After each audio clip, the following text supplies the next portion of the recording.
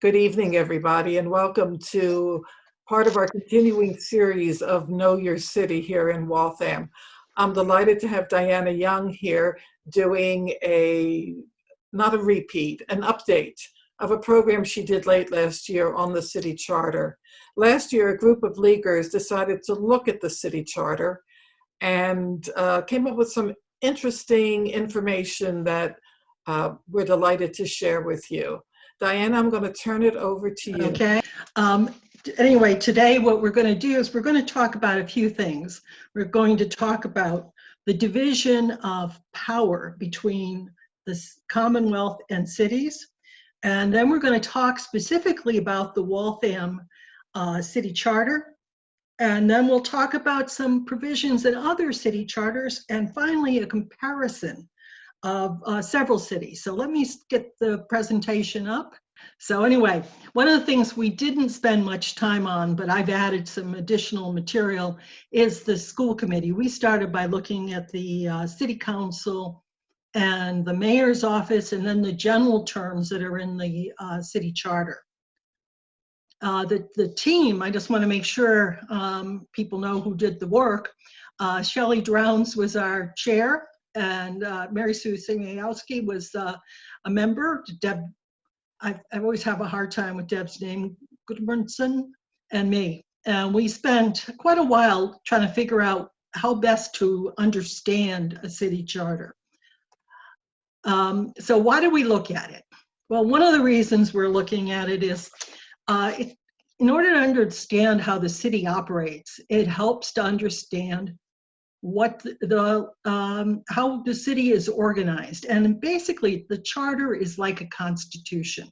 It's like the US Constitution, it's only a few pages long, but the way it's used involves many statutes and other entities that are not necessarily laid out in the Constitution, but the power was laid out to allow it.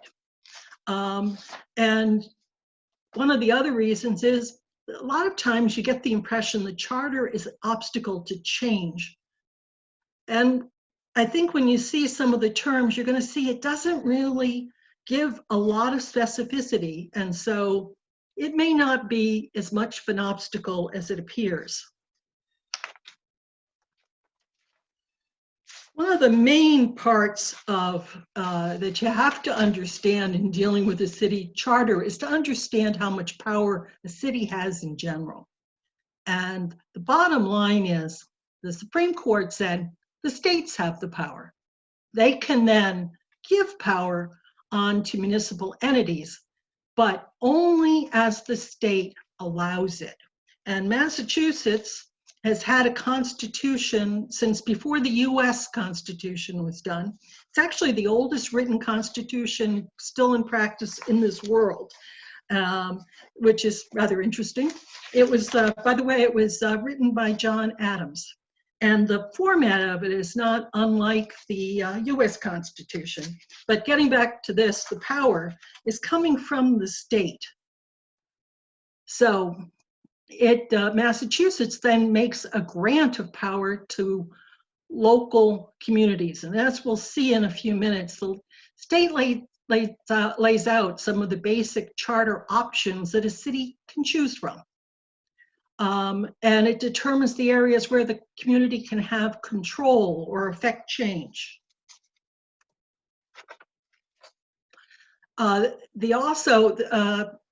It has certain powers that it keeps to itself.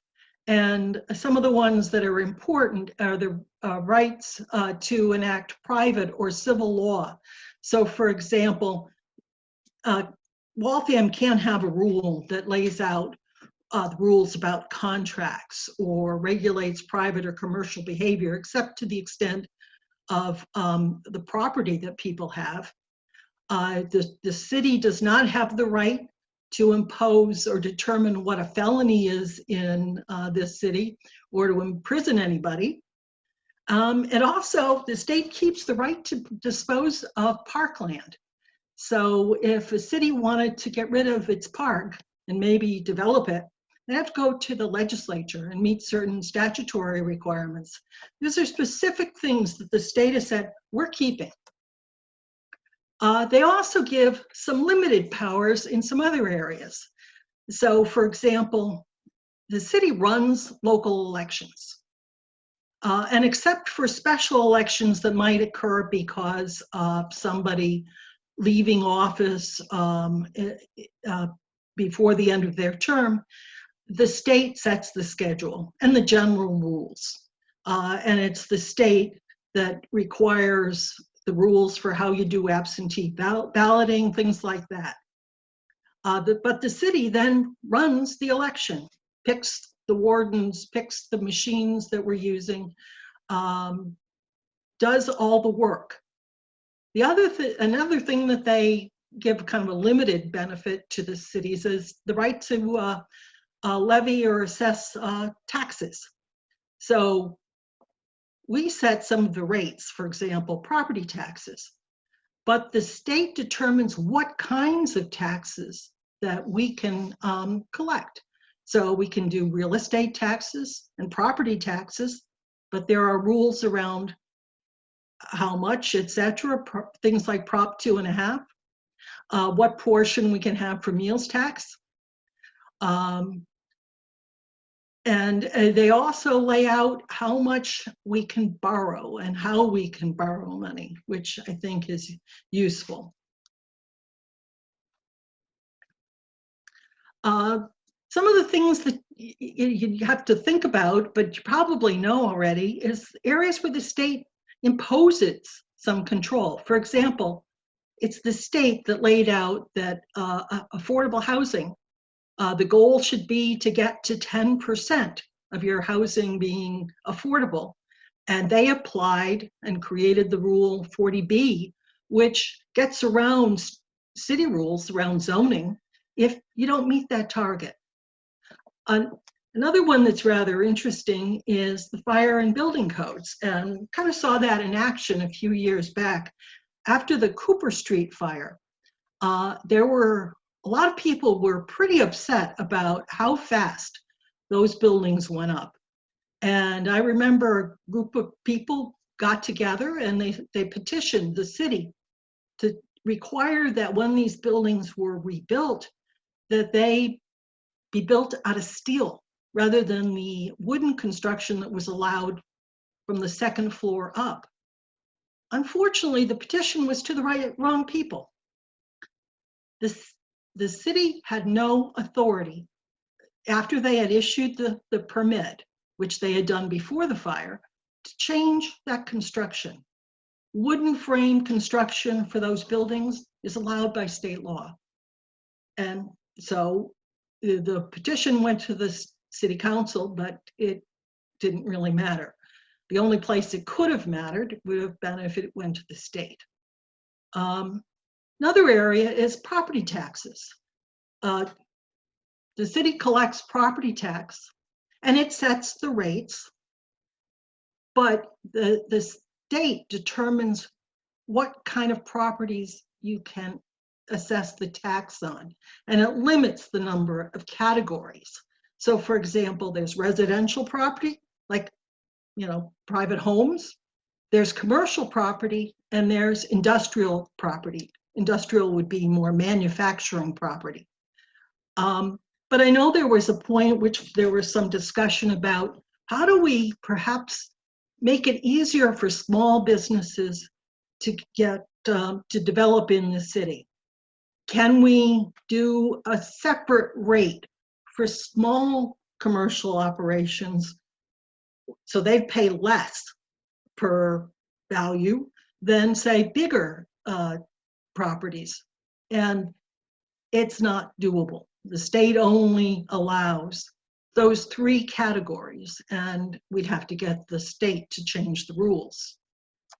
One other thing that's interesting is local elections. With the exception of one form of a city, which we'll get to in a minute, the state mandates that the elections are nonpartisan, which is very different than most states. So when we have an election, you don't know the party of the people that are running. not unless they decide to tell you. But so you don't have Democrats running against Republicans in the local elections in this state. They do allow the cities to choose a form of government from among 6 plans. There's plans A through F, which I'll show you in a minute.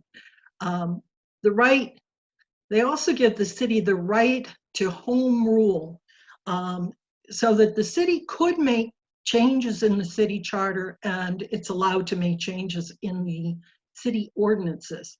There was a time before home rule when that wasn't allowed, and I'll mention that again in a minute. So these are the optional forms of city government that are available to us. The first is a Plan A, which is elected, but all of the city councilors are at large, and there is no city manager or a chief administrative officer, which a few cities have used. For example, Chelsea is run by a city manager. The second one, which is what Waltham is a Plan B, and that's where you have an elected mayor, and you have at-large and by ward councilors. So that meets what we do. The third one is one that's not in place anywhere in the state, as far as I can tell. And that's a Form C, where you elect 5 commissioners, and one is of those commissioners is the mayor, and they run the general administrative stuff. One of the commissioners might be the head of public works and some of the major departments that you see in cities. But as I mentioned, nobody's using that. I don't know if anybody ever did, but it's not a form that you see. The other one is where Form D, where you elect a city council, and then the city council chooses the mayor.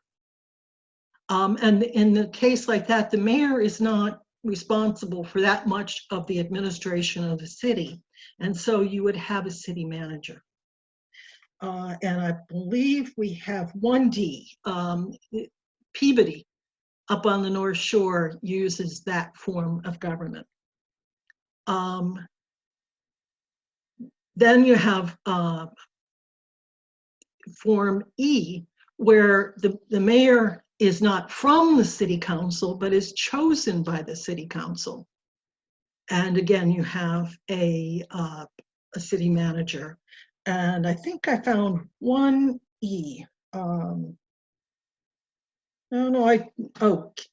Looks like Cambridge, or no, Lowell was a Form E. I'm not sure about Cambridge. The last one also is one that's not used. It's where you have an elected mayor, and then you have at-large and by ward councilors, but political parties are allowed. And again, nobody in this state has it. There was an old list that I was able to find that defined every single city and town as to what form of government it had. There are some towns, for example, Woburn, which is one of the ones that we looked at, where it doesn't fit exactly into any of these forms. I suspect it's because it predates the statute that lays out these forms of government, but they've gotten a special approval from the legislature. And so there are other cities and towns that do not have, in effect, a specific one of these plans, but probably have many of the attributes, but the legislature had in the past approved them. I wanted to mention a little bit about home rule, because it's a concept that you hear about, and we had the hardest time trying to really fully understand it. It varies a lot from state to state. But what was happening was initially the state, everything that local communities wanted to do, they had to go to the state legislature. And it drove the state legislature, I think, crazy with a lot of small stuff for which they had very little information, knowledge, or for that matter, interest. For example, when they had a discussion about going to home rule, there were a couple of things that were mentioned as things that had come to the legislature that year. One was Nahant wanted to establish certain parking violations, and the legislature had to rule on it. Another was a small town wanted to buy storm weather and weather gear, clothing and boots for their public works employees, and that had to go to the legislature. So home rule allows cities and towns to take some responsibility for a lot of the local concerns.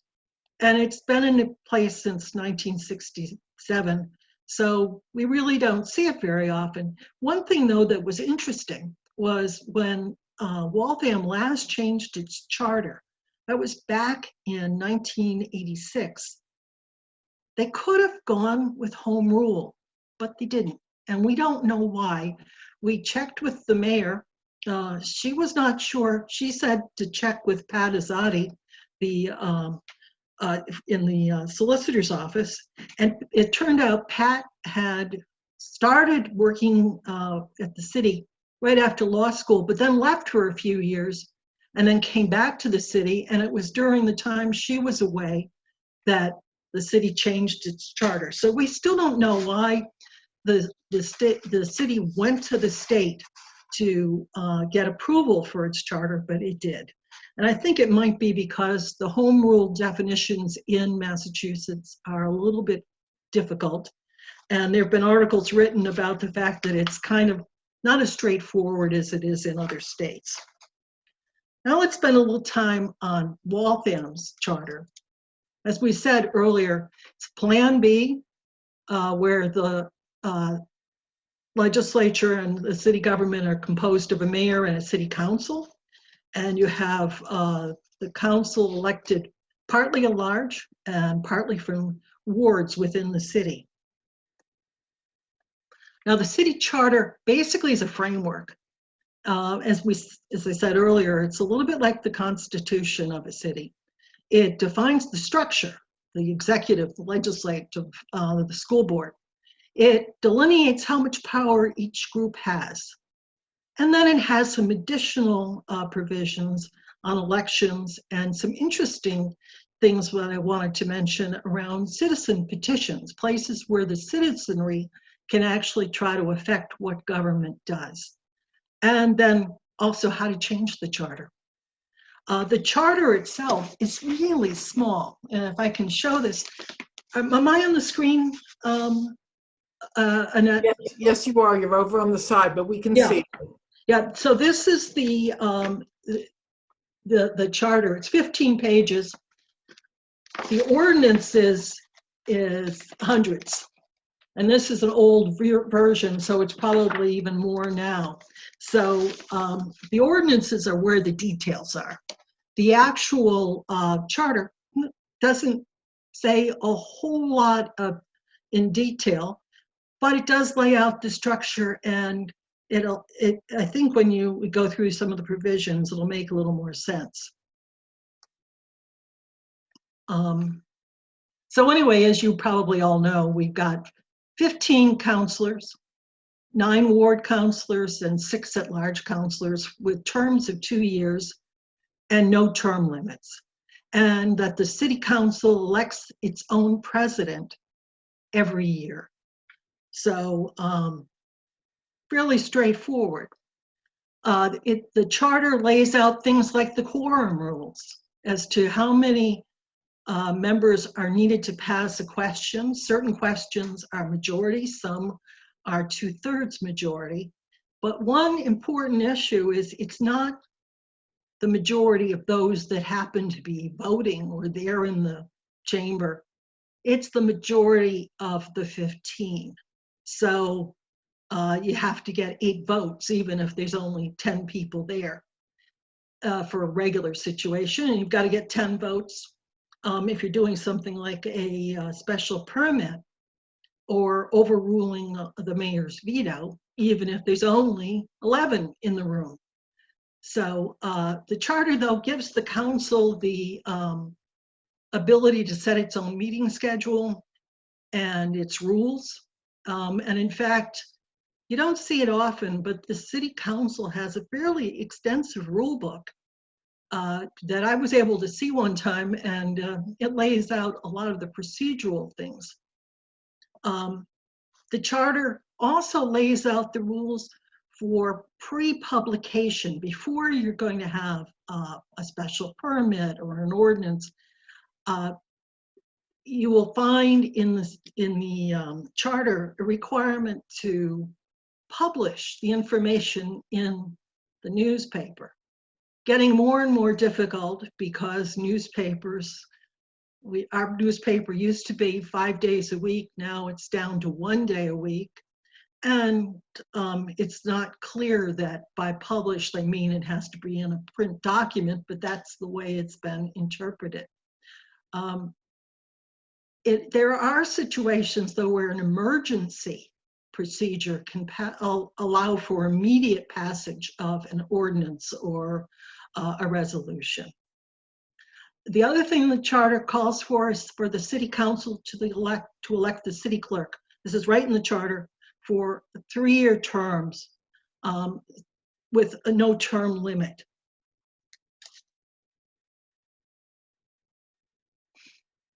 The next part is the mayor, and under the charter, the mayor is the sole holder of the executive power with a term of 4 years, no term limit.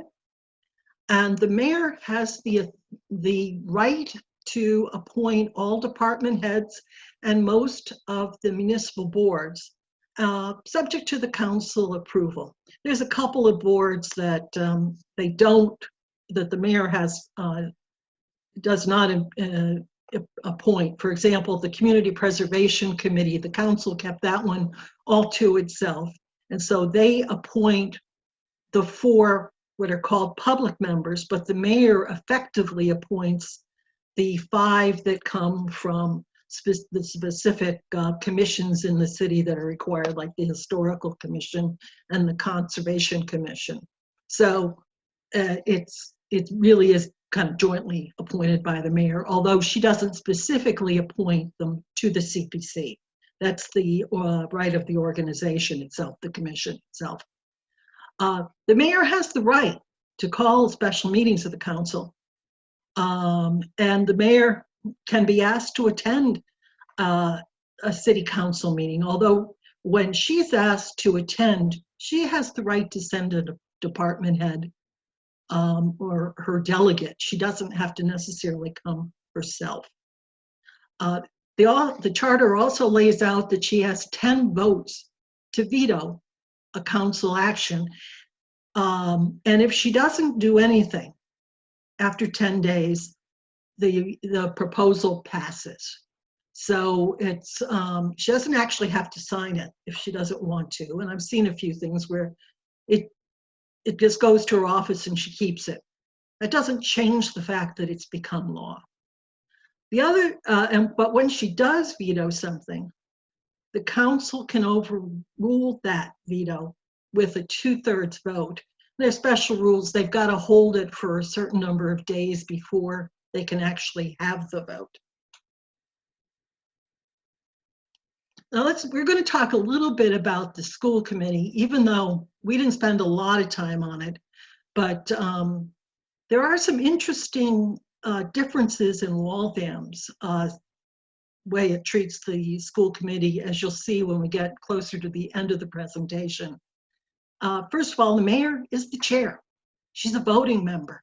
So the school committee is made up of 7 people, but only 6 are specifically elected to the school committee. And they have 4-year terms that are staggered so that you end up voting periodically for half of them.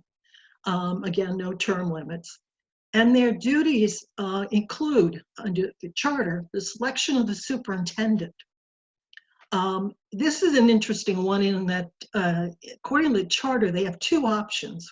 One is that they need to appoint the superintendent annually, but They also reference a state statute which allows the school committee to appoint the superintendent for a term of up to 6 years.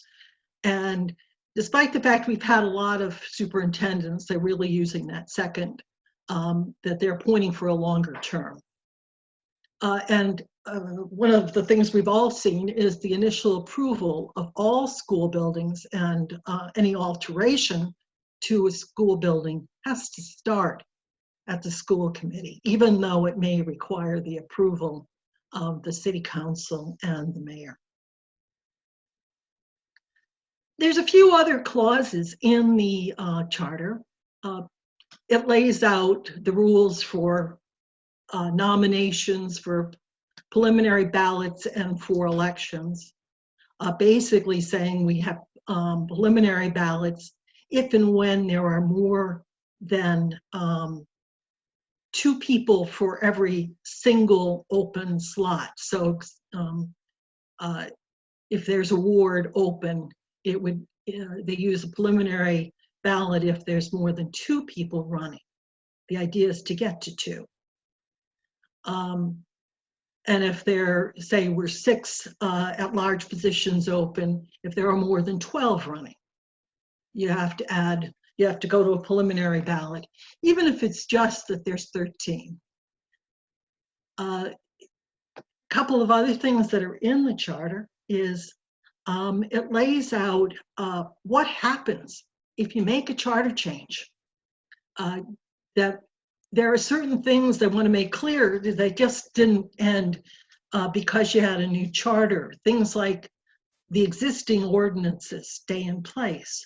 And we, in our study, we looked at the city now of Framingham, who wrote a very extensive charter a few years back when they became a city. And they have in the back of their charter must be 5 or 6 pages of things that of transitional rules that were laid out because they were going from a town to a city. When Waltham adopted its charter, it was just very simple language that everything pretty much remained in place. A couple of other things that you'll see in the charter would be how to, the actual language of the oath of office, the taking of property by eminent domain, some rules around employees having any financial interest in the city contracts, but basically they can't. A requirement for capital improvement, and rules for adoption or change in the zoning ordinances. The last part we're going to deal with is the initiative and referendum petitions, but one of the things you should notice is some of the things you don't see in the charter. There's nothing in here about what the departments of the city are. It doesn't mention a Department of Public Works or a planning department or housing department. That's all laid out by the city later, very often under rules that are laid out by the state. We did not spend significant time in dealing with it, but it is important to know that the charter doesn't lay that out. It's just silent on it, except to mention that it knows that there will be departments and that the mayor gets to select the heads of those departments, and the city council gets to approve those nominations. But the detail just isn't there. That's almost all in the ordinances. One of the things that I think is kind of important for people to understand is, well, we have a city council and a mayor and a school committee that can lay out ordinances and rules and lay out different things. We're not, as citizens, we're not stuck with just waiting between elections. If there's something we want or something we want to get rid of. The charter allows for petitions of the to the council or to the school committee as is appropriate. to compel measures to be taken. They're not easy, and that's what I wanted to spend a little bit of time on. Basically, an initiative petition, is where a group of citizens want something to be passed, some kind of measure to be taken by either the council or the school committee. And there's two ways to do it. And the speed with which you do it is somewhat dependent on how many people you get to sign up on the petition to get this change. There's one method where you get at least 15% of registered voter signatures. And in Waltham, where we have about 35,000 registered voters, that would take about 5,250 registered voters to get a 15% of that group. But as you probably all know, if you want to do a petition, you don't get the 15% because you know that the clerk's office will go through the list and there will be people who weren't registered, thought they were, just signed, maybe didn't even live here. And so you always want to get a lot more. The second choice is if you can get to at least 8% of the registered voters, which in this case would be about 2,800 signatures. If you get 15%, you get to have a special election on that measure within 60 days of the submission of the petition, unless you're within 120 days of election day, in which case you have to wait. So, you know, if you were in the first year after the council was elected, you might choose to go with 15 if something you really wanted to get done right away. Whereas if you were in the second year, you might be satisfied with the 8% because you might be closer to that 120 days. But that's not the only hurdle. You have to then have, if you have the special election, or if it even goes with the regular election, 1/3 of registered voters must vote, and the matter must win the majority of that 1/3.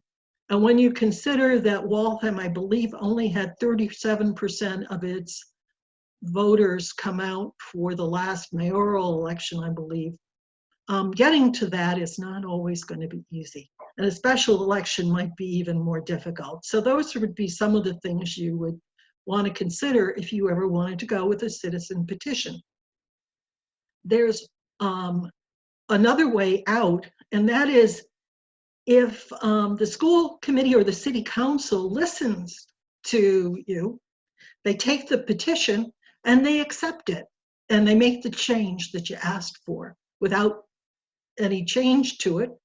There's no public vote, but who cares? You won. You got what you needed. There are also, by the way, similar rules if something happens, the initiative petition is passed and there's another group of people who hate it. But similar to trying to get it passed, you've got to use similar rules to get out of it. There is something also called a referendum petition. And that's where the city council might have passed a measure, or the school committee, and you hate it and you want to protest it. This one may be even tougher to do, but it's available to you. And that is to file a petition within 20 days of the passage. But it's got to be signed by 12% of the registered voters to stop the measure from taking effect. So that'd be about 4,200 voters. And you know, you'd have to do more to make sure you met the 12%. And it requires the body that you're petitioning to reconsider the issue. And then if it's not rescinded by them, the clerk can submit the measure to voters in either a special election or the next regular municipal election, but that's at the clerk's discretion. It's not at yours as the petitioner. And again, you've got to get a majority of people voting for the measure for it to be effective. So it's an interesting way that citizens can affect change. And it's been used. The last time that it was used was when the Community Preservation Act was approved in Waltham. Citizens got together, got all the petitions signed, got it on the election. It was actually voted at the regular election for the city city officers, and it passed by, I believe, 5 votes after they did the recount. But that's the last time I know of anybody using citizen petition. The interesting thing is, in order to take and repeal the CPC, you'd have to use the same process. Last thing that can happen, but this is where the city council or the school committee wants to understand how the public feels. And they can ask the public to vote or reject something, to adopt something. And it could be at a special election or a regular election. But it requires 1/3 of registered voters to vote. And again, the majority have to vote in favor of it. With voting having at local elections being at such a low percentage, you probably wouldn't use a special election for this unless it's really critical.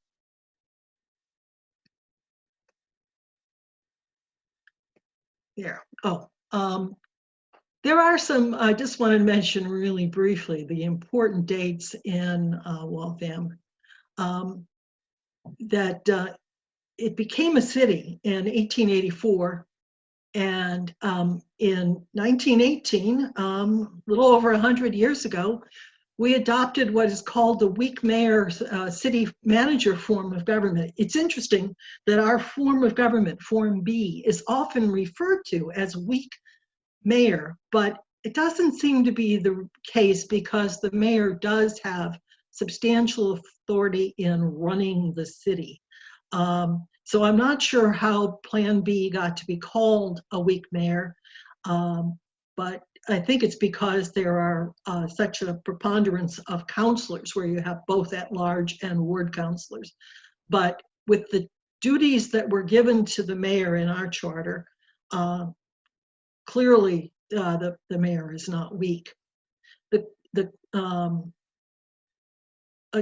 charter was changed again in 1923 and again in 1946.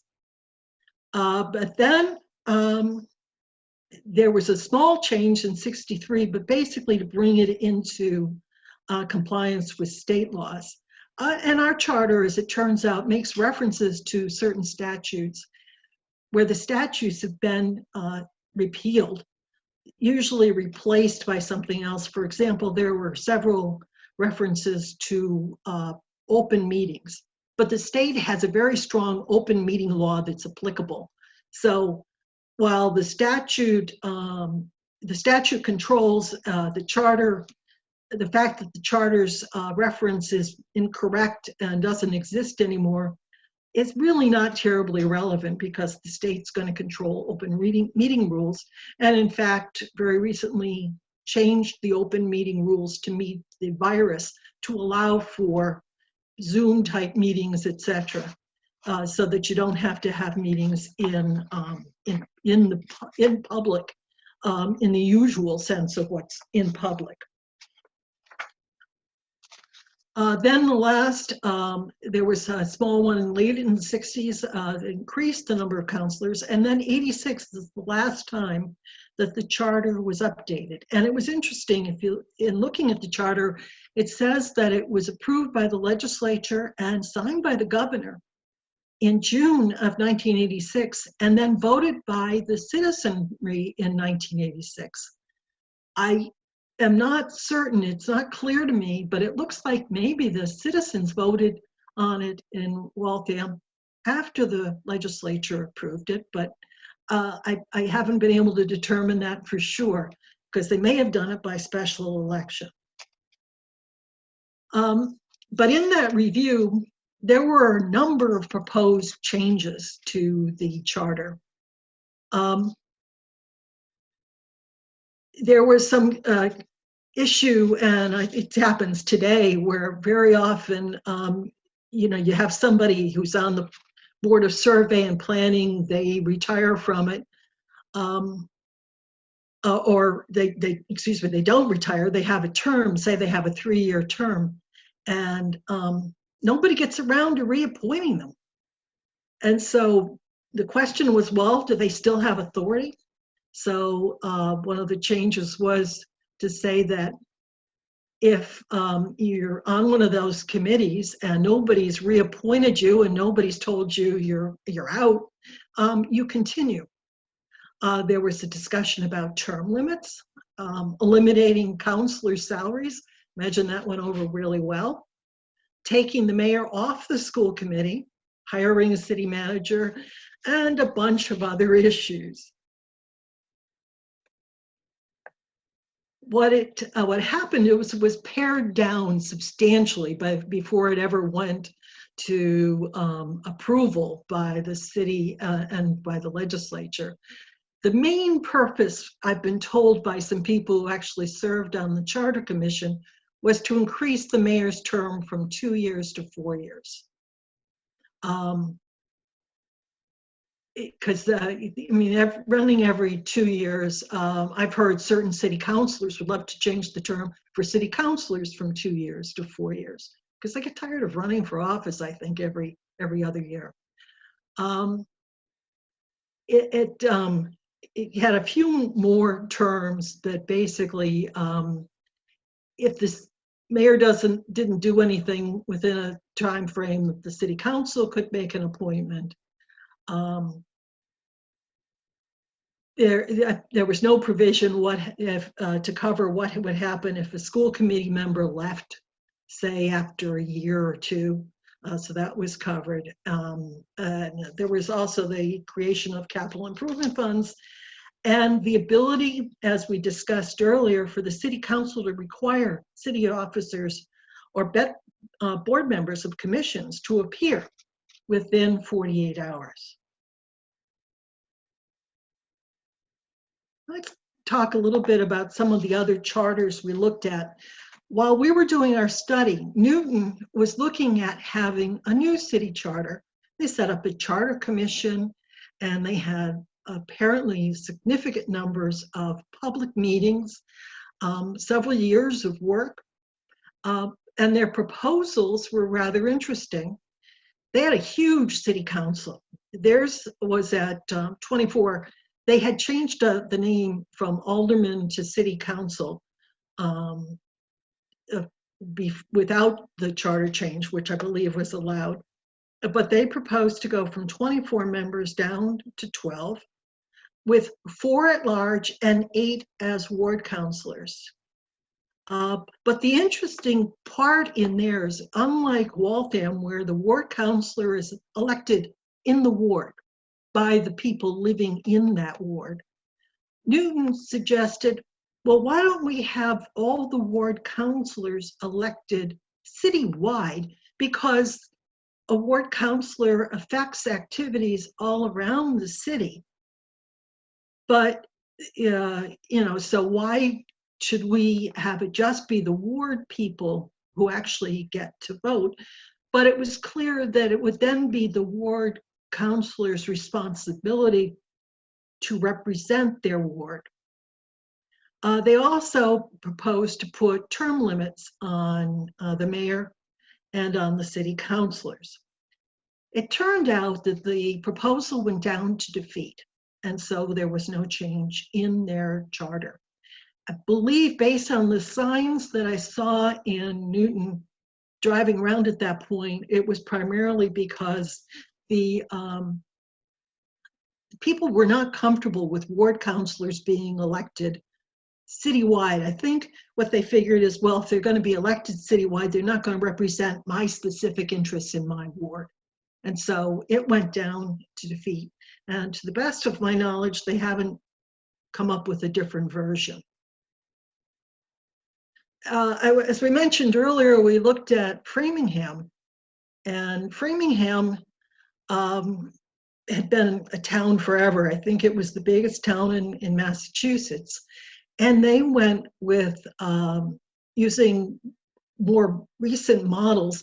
They also used the Collins Center at UMass, which helps governments with specific issues. And they have helped other cities with building charters. Their charter is a whole lot bigger than most. Their charter is, I think it's about 68, 64, 65 pages long. And ours, as I mentioned, is 15. Others are pretty short as well. Some shorter than ours, some a little bit longer. But they had a lot of clauses and a lot more detail. They, for example, have all the detail of laying out all of their city departments in their charter. They also have some interesting rules around campaign finance and ethical standards and transparency rules.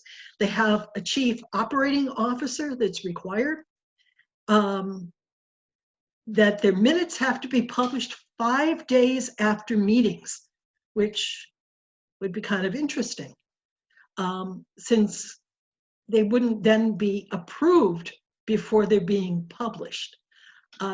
There's also a mandatory review of the charter every 10 years. So ours, we only look at the charter when we get up the public will to do it. And it could be 100 years between charter changes or longer. But theirs every 10 years. The other thing is our charter says that if there's a raise in the mayor or the council or the school committee's salaries, actually, I don't think the school committee gets any, but the council salaries, you can't get it this year. You have to wait till next year before that salary raise, salary increase is effective. Their charter actually lays it out in detail, which seems fairly restrictive. Let me go back for a second. One thing that's interesting is if you do a charter, I was of the impression that they put too much detail in and that they basically hamstrung the city for 10 years. Our charter and those of a lot of the cities that we looked at were much more general, much more like a constitution in laying out a framework, not the detail. And so it's an interesting thought. We talked to the people in Newton who were involved with the Newton charter change, the proposed charter change, and they said they really felt they wanted to keep it general. They didn't want a lot of detail. They thought it gave the city much more flexibility. So if the city of Waltham ever decides to make changes to the charter and sets up a charter commission, it'll be an interesting philosophy discussion as to what do we try to achieve. Diana, there's one question I think is appropriate right now. Joan asked if there are items in the charter that are being ignored, and are some really outdated? I don't know of any that are being ignored. There's a few that are outdated in that there's references to statutes that don't exist anymore. They're references to state statutes that and I think also the notice requirements that are outdated, where it seems to require a newspaper, a print copy of a newspaper to put a notice in if you're going to have an ordinance that needs to be published a week before the meeting, or a special permit where you have to I think give notice twice before the special hearing, the public hearing. there are some things like that that are a little bit out of date. Because it's so general, the rest of it's still pretty effective. It's really a question of, do you like the terms? And I think maybe looking at the comparisons where we see how other cities have done it, maybe we'll give some other thoughts. For example, term limits. Some cities have them, most don't. But those are kind of some of the issues we have. But I hope that answers Joan's question. Let me go on. These are comparisons of the cities. We looked at Waltham, Framingham, Woburn, and Somerville. We were looking for cities that weren't the real big ones. We didn't think Cambridge and Boston would be particularly helpful. And we actually, we probably should have looked at Watertown, but like most people, we thought Watertown was a town. Watertown is called a town, but it's a city. So we looked at it a little bit, but we'd already looked at these. And these are some of the comparisons that all of those cities have elected mayors. But one other thing that we looked at was there's something called the Model Cities Charter. And this is I think a nonprofit that works on good government issues, and they've issued ideas around how a city should be governed. And it's not specifically for Massachusetts, it's, you know, countrywide that their proposals and ideas are laid forward. And they think the better form of city government is to have a city manager as opposed to a mayor who actually runs the operations of the city. They allow for a mayor, but they really like a city manager. And like I said, I know of a few places where they have city managers in Massachusetts. The city of Chelsea, for example, uses a city manager.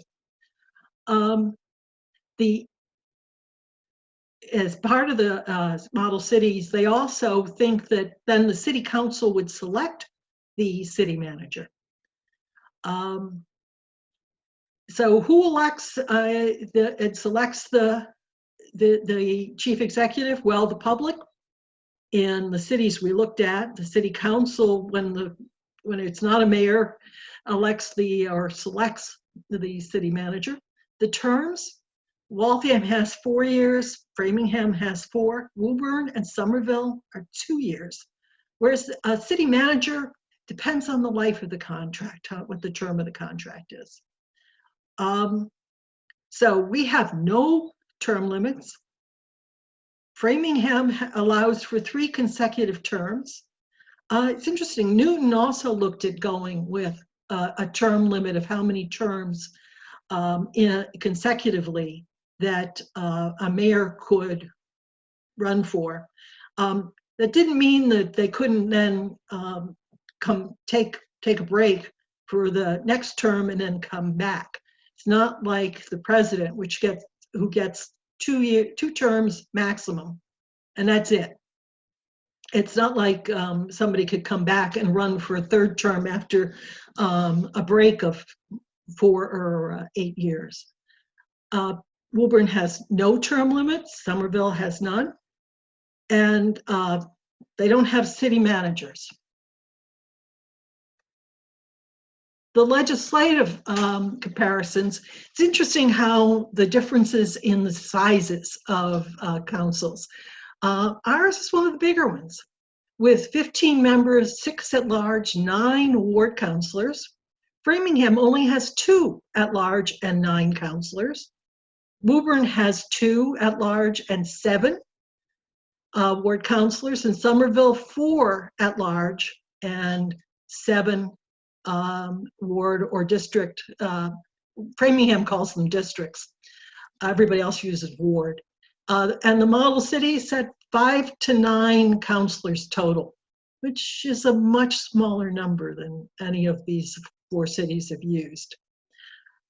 For the terms, it's interesting that we have 2-year terms. Framingham, it depends. If you're at large, you get a 4-year term. If you're a district councilor, you have to run every 2 years. And then Woburn and Somerville are 2 years. It's interesting, the model city said, go with 4 years. Term limits, only Framingham has as term limits. Basically, their limit is 12 consecutive years in either position, either as at-large or ward. And nobody else has them. As I mentioned, we did look at the school committee.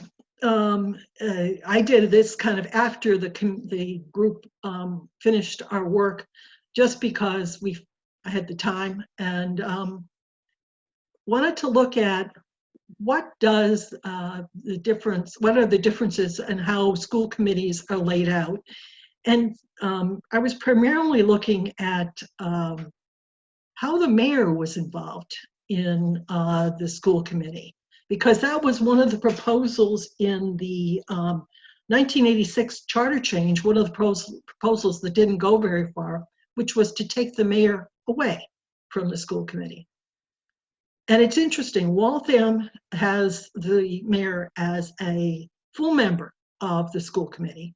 Framingham and Somerville allow the mayor to come sit there as ex officio members, and Woburn allows the mayor to attend. And then when it comes to voting, Waltham, as far as I know, she has the right to vote. There's nothing to prohibit her from voting. But Framingham, it's only if there's a tie. And the other two cities, the mayor doesn't get to vote. The other interesting thing about Somerville is that not just the mayor is ex officio member of the school committee, but the council president is as well. Next question was the mayor as chair. Our charter says the mayor is the chair. Framingham says, no, not the chair, not the vice chair. Woburn said, well, the mayor could be allowed to preside, but the president of the school committee is actually the one who would normally preside, but if they choose to have the mayor preside, that's fine. And some, not at all. The number of members of the school committee is different than the council, in that Waltham has a smaller number of members. In that we have 7 members, only 6 elected to that position directly. Framingham has 9, Woburn has 9, and Somerville has 7. And our terms are the longest. 4-year terms for the school committee, 2 years for Framingham, 3 years for Woburn, and 2 years again for Somerville. The interesting one was Framingham. All the rest, actually it's not just Framingham, but 2 cities, Waltham and Woburn, the school committee is just elected within the whole city. Whereas Framingham, it's by district, and Somerville is by ward. So a school committee represents a specific ward, which is very different than our situation. And then the last kind of comparison is the year of adoption. Ours was adopted in 1986, as we've been talking about. It's fairly short. Framingham's just 2 years ago. It's 57 pages without the transitional pages. Woburn has a 36-page charter, but what's interesting about their charter is it has the current charter provisions, and then it has the history of the charter provisions as they've changed, because Woburn has amended their charter over time, but they haven't rewritten it as a new charter. And the same is true of Somerville, although Somerville only shows the current provisions of the charter. And the only one requiring a mandatory review is Framingham. Lastly, I just wanted to mention what some of the thoughts were we had when we got all done with this project. That we came to the thought that the charter is often used as a reason for why Waltham cannot do something. And I don't know if it's a lack of education on what the charter has in it, or if it's an excuse because people don't want to make the change when they do understand the charter, but it comes up periodically. Oh no, we have to change the charter, which is a big deal because it usually takes a while and involves the charter commission as a general rule and a whole lot of voting. And so it wouldn't be a small thing to change our charter. There's also some topics that might be worth considering if we were to ever do a change in the charter. For example, the campaign finance law or the mandatory charter review, things like that that Framingham has in it might be useful to think about. But as I said earlier, the charter is very general, and we kind of thought that was probably a good idea. That going to the detail that Framingham did was not, was probably not in, would not be in our best interest to do. So that basically finishes the presentation. And I'm happy to take other questions. Do I have to unshare? No, that's taken care of already. Oh, you did that. Okay. Okay. No questions have been entered. Let's just wait a second or two. I saw that Deb was also on the Oh, good. in the audience, and I want to thank her as well as you for doing all the work on this. Mm-hmm. Okay. For those who couldn't see the whole recording or the whole presentation, it is being recorded, and as soon as I have a chance to look through it and edit it, I will share it with everybody. So Pat wants to know, what are the next steps? Oh, Patrick did make it. Well, this is more to inform. I mean, basically, the League of Women Voters wanted to make sure people understand what's in the charter.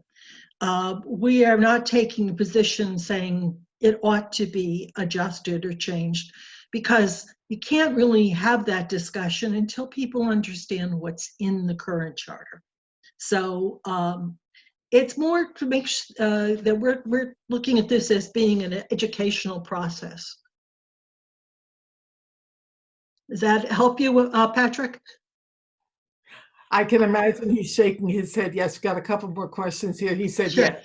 Oh, okay, good. In fact, he said yes. Thank you and yes. Okay, then, unless there are any other questions, I want to thank you all for spending the evening with us. And I'm